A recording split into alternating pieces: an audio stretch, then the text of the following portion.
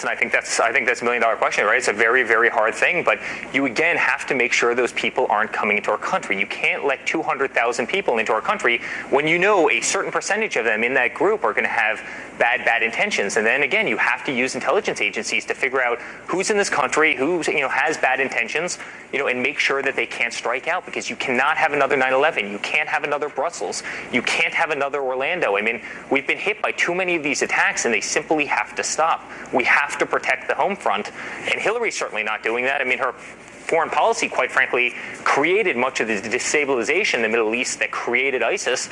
And obviously the commander-in-chief's not doing anything because he hasn't even acknowledged the enemy by their name until yesterday.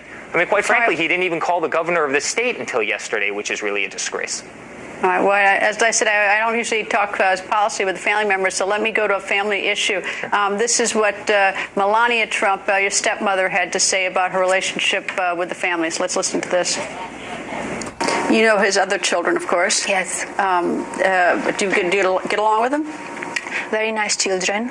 We had a great relationship, and now that we were traveling a lot for the debates and went to Iowa and New Hampshire, we spent a lot of time together. So very nice kids. So you're a very nice kid.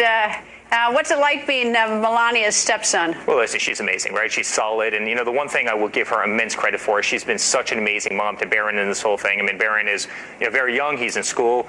And she's never taken him out of school to go on the campaign trail or used him as a pawn, which you see so often in the political arena. She's always told him, Barron, you focus on school. You focus on your priorities. You're growing up. This is a very, very tough world, meaning campaigns, you focus on school. So she's solid as a rock, and there's no one better to be by his side during this whole campaign. Okay, we all in the media, we beat up on everybody. We beat up on your father. We beat up a little bit on you because you're out there.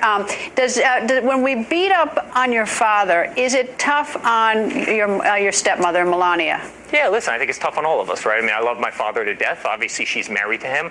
It's tough on all of us, but also you have to have an armor, right? I mean, he's running for commander-in-chief of the United States.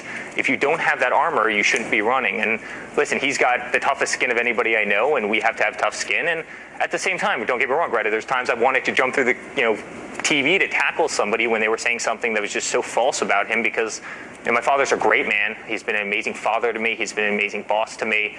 He's been an incredible mentor my entire life to Don, Ivanka, and I, and Tiffany, and now Barron. He's just a wonderful person. He's a great guy, and he's one of my best friends in the world. And so, you take that to heart. But listen, you have to have that armor. I mean, you just have to have that armor. Eric, thank you very much for joining us. I hope you come back. Thank you, Greta. It's great being with you.